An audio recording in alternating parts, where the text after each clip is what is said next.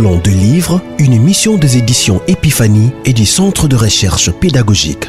Amour de la patrie, la RD Congo, espoir d'une aurore africaine, voilà ce qui se cache derrière l'indiscrétion traditionnelle, les remords de la guerre et le héroïsme que seul le sang nous force de reconnaître.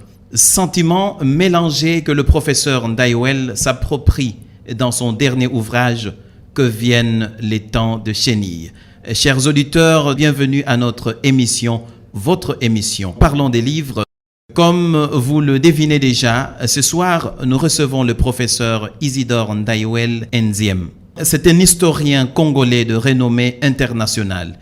Il est professeur à la faculté des lettres et sciences humaines à l'université de Kinshasa et président de la Société des historiens congolais. Directeur général honoraire de la Bibliothèque nationale du Congo et ancien directeur des langues et de l'écrit à l'Agence intergouvernementale de la francophonie. En octobre 2012, il a été le commissaire général du Comité national d'organisation du 14e sommet de la francophonie organisé à Kinshasa. Il est membre influent du comité laïque de coordination. Le professeur Ndayouel a publié de nombreux ouvrages tels que Histoire générale du Congo, de l'héritage ancien à la République démocratique, les langues africaines et créoles face à leur avenir, Nouvelle histoire du Congo, l'invention du Congo contemporain, tradition, mémoire, modernité. Et en 2018, il a publié un recueil de poèmes intitulé « Que viennent les temps des chenilles ». Professeur Ndayouel, bonsoir. Bonsoir. L'opinion publique vous connaît plus comme historien plutôt que poète. Je me suis réalisé sur le plan public comme historien, mais mes amis d'enfance savent que j'écris la poésie depuis la fin des humanités et que pendant de longues années d'ailleurs, j'étais connu plutôt comme poète que comme historien quand j'étais étudiant. Mais vous savez, à un moment donné, il y a l'enfance qui renaît, qui ressurgit. Et donc, j'ai renoué avec ce type d'écriture. Même le préfacier de cet ouvrage nous révèle qu'avant d'aller faire votre doctorat en histoire, vous avez fait une licence en philologie romane à l'université Lovanium. C'est un premier amour retrouvé, on peut dire, la poésie. Voilà. Que viennent les temps des chenilles. C'est ainsi que vous intitulez votre recueil de poèmes paru à Isis Éditions en 2018. Tout d'abord, que représente cette année dans votre vie, 2018 ? Bon, 2018, c'est une année militante. C'est une année de grands combats pour le peuple congolais. Et je l'ai vécu dans ma chair, ce combat. Et j'ai voulu l'exprimer par une sorte d'émotion, par ce recueil qui est pour moi une prière. Une sorte de longue prière adressée aux ancêtres pour que ce pays aille mieux et que cette population qui a tant souffert puisse enfin accéder à l'aurore, accéder au temps des chenilles. Et donc, ces recueils de poèmes, on peut dire, c'est le fruit d'un travail réalisé en maquis. Tout à fait, mais spécialement la deuxième partie. Parce que dans la première partie, j'ai retrouvé que dans quelques-uns de mes anciens poèmes, la même thématique revenait. Et j'ai regroupé ça c'est la première partie. Et la deuxième partie, c'est une rédaction qui a été faite pendant l'année, au cours de l'année. Et j'ai évoqué là des thématiques particulières de l'année qui revenaient toujours, comme je l'ai dit, à cette prière, longue prière pour que les choses aillent mieux pour cette population. 2018, une année passée loin de ceux que vous aimez, mais je pense peut-être le plus proche des Congolais que vous aimez, du Congo que vous aimez. Tout à fait, tout à fait. Et j'oserais même dire que c'est une année où j'ai fait souffrir beaucoup de gens, où j'ai fait souffrir ma famille qui a accepté cette souffrance, mon épouse, mes enfants, mes petits-enfants, mes amis. Je leur ai manqué. Ils ont tremblé, ils ont eu très peur pour moi. Et donc on peut dire que ça a été une douleur partagée, et surtout qu'on ne pouvait pas se communiquer, on ne pouvait pas se voir non plus. Et donc voilà, ce sera le souvenir de cette année, et je dirais probablement, sans me tromper, que c'était la plus belle année que j'ai vécue. Dans ces contextes où vous étiez en train de faire souffrir les autres, ceux qui vous aiment tant, eh bien vous étiez en train de rêver d'une aurore, d'un Congo nouveau. Oui, je rêvais de cela.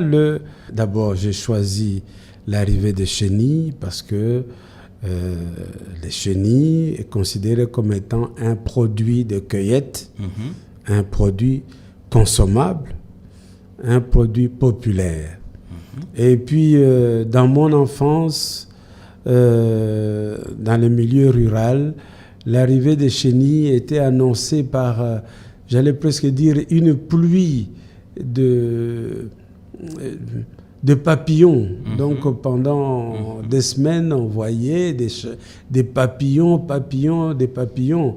Et donc on voyait arriver vers octobre, maintenant. Et ça novembre. Émerveille. Hein? Voilà, c'était très beau, toutes sortes de couleurs dans la nature, mais également l'arrivée de quelque chose d'autre.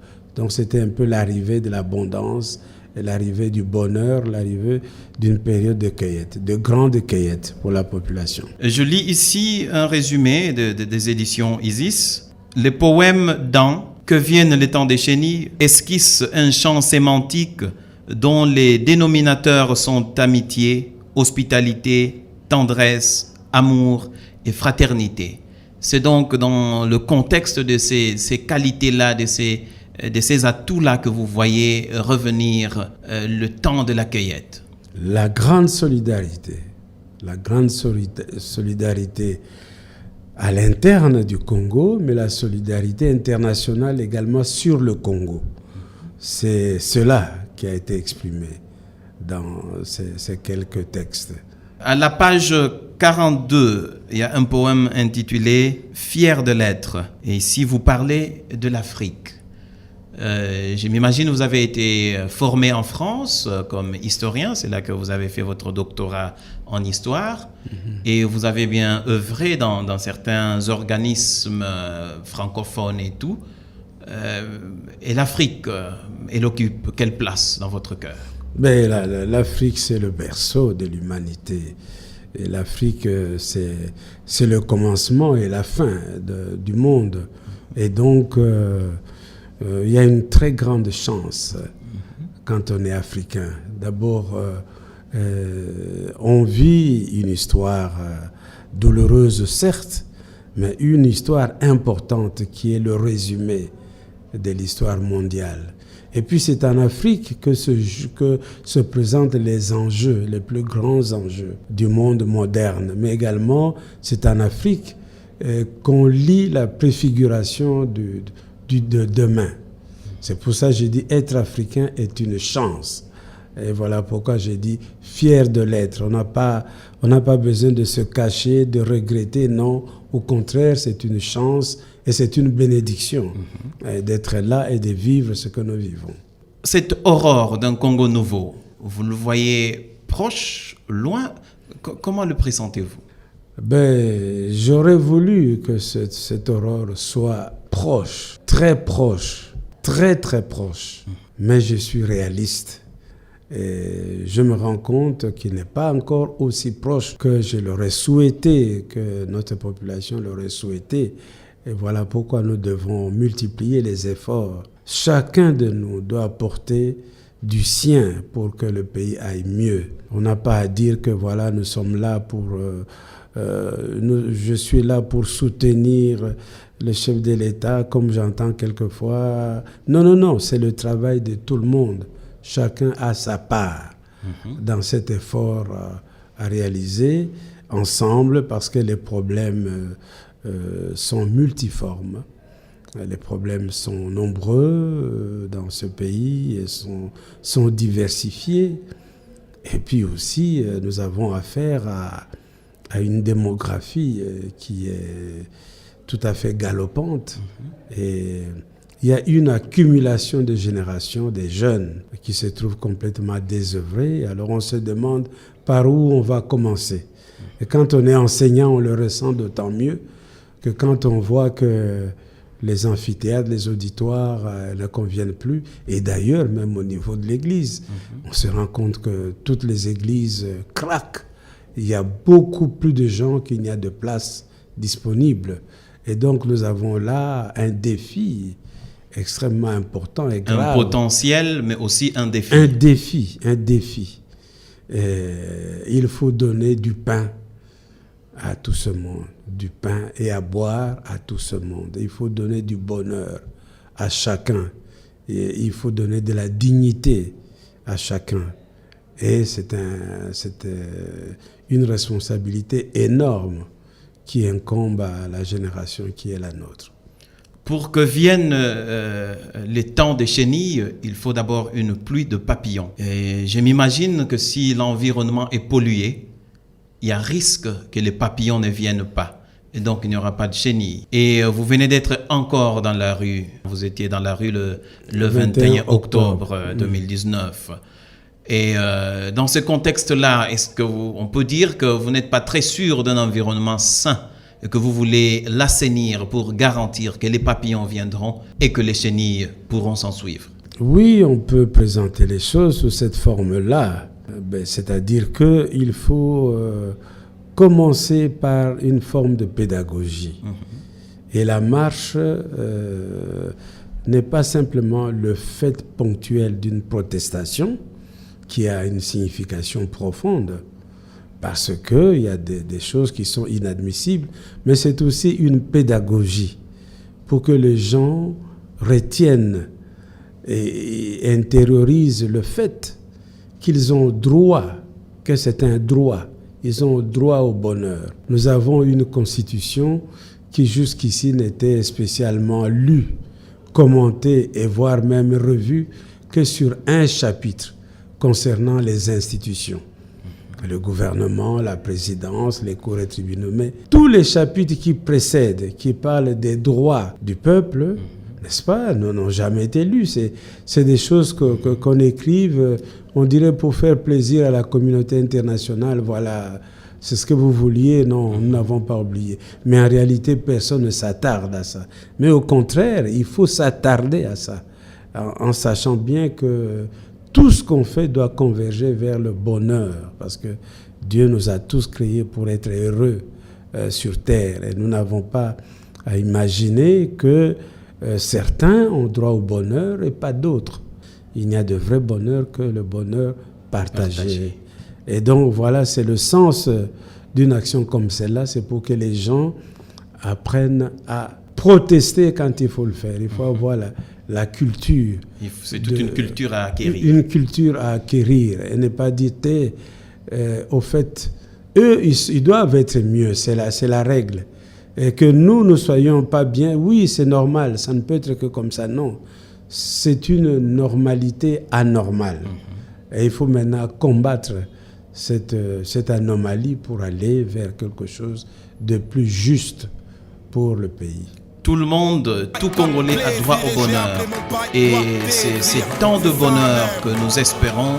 Et c'est cet espoir qui est exprimé dans ces bouquins que viennent les temps des chenilles. Ce n'est que le commencement. Un jour l'école m'influençait moins. Comment leur dire que les poèmes d'Apollinaire ont moins de verve que demain c'est loin. Il y a des témoins sur mes fautes, mais à quoi sert de faire des maths si on peut pas compter les uns sur les autres? Laisse pas tes complexes te mettre à l'amende. Bien sûr que le meilleur rappeur de France a un cheveu sur la langue. Mais quand je dégaine, il n'y a pas de lol. Moi je pourrais vous faire la guerre avec un one love. Yeah. C'est pour les quartiers de France, du Maghreb et d'Amérique latine. Pour mes West Af et pour mes Bantous. Yeah. J'étais parti en vrille car je voulais prouver. Papa m'a dit que c'est parfois en se perdant qu'on finit enfin par se retrouver. Et moi j'emmerde ceux qui m'ont pas épargné. Bizarrement depuis que je n'ai rien à perdre, je ne fais que gagner. Inégalé pendant que le game s'entretue. Je suis en clash avec moi-même et ceux qui ne me tuent pas me rendent têtu.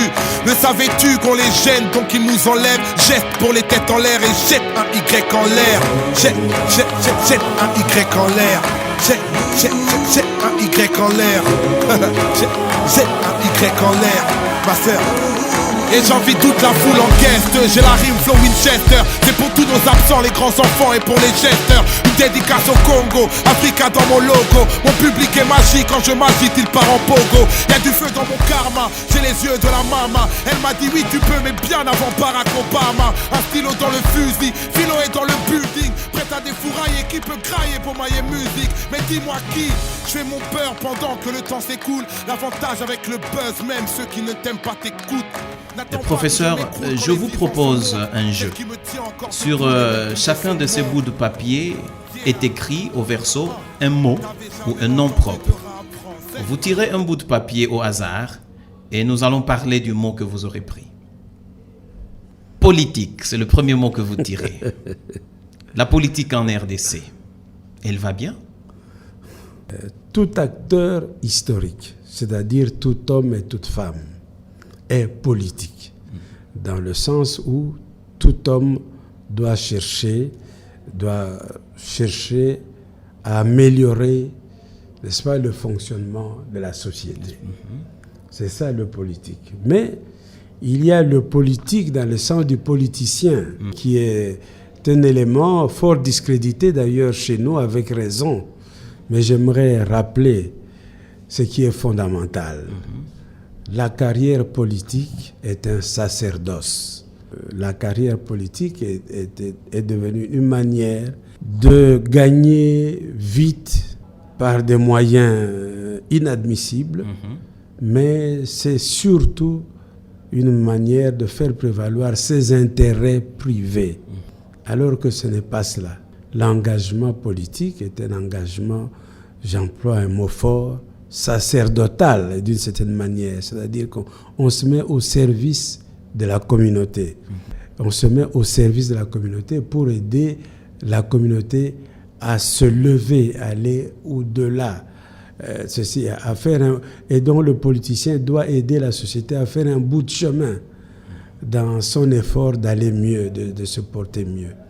Voilà le sens que je donnerais à ça. Un deuxième bout de papier. Église. Ah, c'est curieux tout ça. Alors, vous êtes un membre influent au sein de l'Église.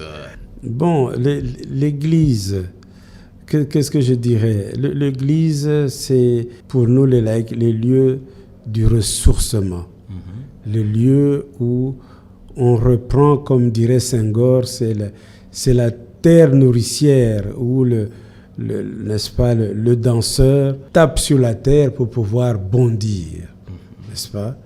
Voilà, on a besoin de ça, on a besoin d'avoir un lieu de ressourcement, un lieu d'une éthique forte, un lieu d'un enseignement où nous retrouvons notre communion avec Jésus-Christ qui est le premier grand révolutionnaire qui a expliqué comment devrait fonctionner une société humaine.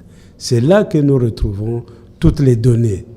Tout ce qui est venu après, quelle que soit la tendance, que ce soit le communisme, le socialisme, toutes sortes de choses, est parti de ce fondement, là du christianisme, de Jésus-Christ, de l'Évangile. Et donc l'Église, pour nous, en plus de ce rôle, est devenue même la structure, je dirais, qui, par procuration, s'occupe des services que l'État lui-même n'arrive pas à réaliser. Et entre autres, le rôle que l'Église a longtemps joué dans l'enseignement. Dans l'enseignement. Oui. Et donc, c'est bienvenu. Tant que l'État sera à l'état comateux, comme nous le constatons, l'Église est appelée à jouer ce rôle, doit être un peu l'épaule sur lequel l'État s'appuie pour aller mieux. Un autre bout de papier. Sorcellerie, c'est un mot que je retrouve dans quelques-uns de vos poèmes, entre autres l'aveu à la page 40. Eh bien, ce poème, l'aveu, c'est l'histoire de l'enfant dit sorcier. Je vous le redis et redis, Je suis le commandant des sorciers, oui, leur commandant. Les parents l'ont constaté, les voisins l'ont attesté, le médecin l'a diagnostiqué et le pasteur l'a confirmé. Je suis le commandant des sorciers, oui, leur commandant. Mon déjeuner est fait de cervelle de bébés, de foie de garçon et d'un bon verre de sang humain. Je suis un vieillard aigri sans cœur, au visage d'enfant sage et innocent. Ça fait peur, ça, professeur. Ben justement, c'est ce qu'on fait dire à l'enfant. Et donc, on le met dans sa bouche, ce discours. À force d'insister pour avoir la paix, l'enfant reproduit cela. Et je pense que à la dernière strophe, il le dit. Il dit voilà, c'est ça. Je suis obligé, je suis un saint homme des sorciers. Et voilà, le saint homme des sorciers l'a reconnu, je suis sorcier. Il n'y a rien d'autre à redire, c'est cela. Appelle-moi donc sorcier, saint homme de sorcier. Épargne-moi une nouvelle nuée de coups pour le gros mensonge, le très gros mensonge de nier l'évidence, de contredire le pasteur des pasteurs. Je suis le commandant des sorciers, oui, leur commandant. Voilà. Il ne faut surtout pas que je contredise ce discours. Si je le contredis, je vais recevoir des coups. Alors, laissez-moi vous dire et vous redire, je suis le commandant des sorciers, je suis vraiment le super sorcier. C'est la seule façon d'avoir la paix. Voilà un aspect de la misère de notre pays. Des enfants obligés de s'embarquer dans ce chemin si sombre. Voilà, c'est ça l'aveu de l'enfant sorcier qui fait. C'est ça le sens de ce poème. Et ce terme de sorcier, je l'emploie au sens courant de notre société, c'est-à-dire le lieu maléfique, l'espace où se déroulent des choses inadmissibles qui vont dans le sens de faire du mal à des individus, à des familles, au pays. Et c'est ça, la sorcellerie et le sorcier. Eh bien, c'est triste que des enfants soient obligés de faire cet aveu. Et j'espère qu'à l'arrivée des chenilles, les choses changeront. Bien sûr, bien sûr. Et nous revenons à ça, que viennent les temps des chenilles et que nous soyons dans la paix et dans la joie et la fraternité et la solidarité nationale. Peut-être un dernier bout de papier. Léon de Saint-Moulin. Nous venons d'apprendre la mort du père Léon de Saint-Moulin, qui est aussi historien. Que vous inspire ce monsieur? Bon, Léon de Saint-Moulin, c'est à la fois pour moi un maître, un compagnon et un ami et un soutien très fort, Léon de Saint-Moulin. Je dis un maître parce que j'étais jeune professeur venu de Paris, nommé comme professeur associé à l'UNASA. J'ai rejoint le département d'histoire à Lubumbashi. J'étais le premier Africain dans ce département. Léon de Saint-Moulin en était le chef du département. Et c'est lui qui m'a reçu. C'est d'ailleurs de lui que j'ai appris l'administration, je dirais universitaire, parce que immédiatement j'étais le secrétaire du département. Et donc, j'ai travaillé avec lui pendant 1 an pour voir comment il gérait ce département. Et puis, 1 année après, j'étais le chef du département. Il ne l'était plus. Vous avez donc partagé une histoire ensemble. On a partagé une histoire ensemble. Et j'oserais dire que c'est lui qui m'a aiguillé spécialement sur l'histoire du Congo. Parce qu'il m'expliquera que vous êtes le premier Congolais, vous devez vous concentrer sur l'histoire du Congo. Ce qui concerne l'histoire du Congo ne peut pas être enseigné par quelqu'un d'autre que vous. Et donc, je m'y suis mis et j'ai enseigné pendant de longues années l'histoire du Congo. Et pour l'avoir tant enseigné, j'ai été amené à l'écrire, à le mettre par écrit. Et ce qui fait que maintenant, on peut dire qu'il y a, n'est-ce pas, une écriture réelle de l'histoire du Congo. Mais j'ai dit aussi c'est un compagnon parce que nous avons partagé ensemble je dirais, la même passion à la fois pour le Congo et pour l'Église. Et je n'en veux pour preuve que le fait qu'il ait accepté volontiers de préfacer mon dernier livre, qui est donc intitulé, comme vous le savez bien, La saison sèche est pluvieuse, l'audace de dresser le front pour un autre Congo. Nous avons continué à travailler ensemble. Je peux presque dire ici un secret. J'ai pour le moment un livre sous presse et ce livre, il l'a lu entièrement de A à Z. Il a fait des annotations. Voilà, oui, et m'a encouragé à le publier. J'espère qu'il pourra être disponible prochainement. Professeur Ndaiwel, merci. Fidèles auditeurs, je vous propose, pour vous dire au revoir, le poème « Père de nos pères » que vous trouverez aux pages 45 et 46. Père de nos pères, maître de la voir et du savoir, toi le chef du village d'en bas, au fond des lacs, des rivières et des ruisseaux, que ton nom sur nos lèvres soit vénéré à chaque instant du jour, qu'il soit chanté par nos garçons et nos filles chaque soir, et qu'il soit peint éternellement sur les murs de nos maisons et de nos parcelles. Que ta force vitale inonde nos rues, nos quartiers et nos régions, qu'elle les remplisse de son souffle. Que ta volonté soit la loi, proclamée partout au milieu du marché et sous l'arbre à palabres. Fais que chaque jour qui passe, la chasse soit fructueuse, la pêche abondante, le grenier rempli de provisions. Ne nous laisse pas seuls, prends-nous la main et guide nos pas comme à un enfant. Apprends-nous à pardonner bien au-delà de nos forces. Surtout ne nous laisse pas seuls au bord de l'abîme, mais éloigne-nous du feu qui ravage tout sur son passage.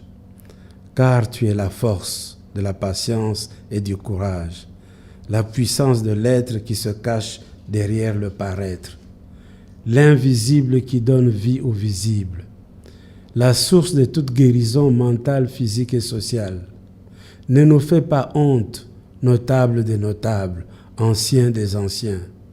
Toi, le Père de nos pères, le maître de la voir et du savoir, aujourd'hui, hier et demain. Ainsi s'achève notre entretien avec le professeur Ndaiwel, historien congolais bien connu non seulement des couloirs de la francophonie ou du monde académique, mais il est aussi bien familier des rues de Kinshasa, où nous l'avons souvent repéré avec sa casquette de modérateur du comité laïque de coordination. Mesdames et messieurs, merci de nous avoir suivis. Merci de votre fidélité à Parlons des livres. Que viennent les temps des chenilles est disponible dans les librairies Mediaspol. Allez-y vous procurer une copie pour savourer les délices d'une âme contaminée par l'espoir d'un lendemain congolais sans laideur. Et surtout, n'oubliez pas de me retrouver lundi prochain à 17h pour une nouvelle édition. En attendant, le programme continue sur les 97.7 MHz, la radio Elikia avec Olivier Nguessi à la technique. Prosper Mbumba, c'est moi qui vous dis au revoir.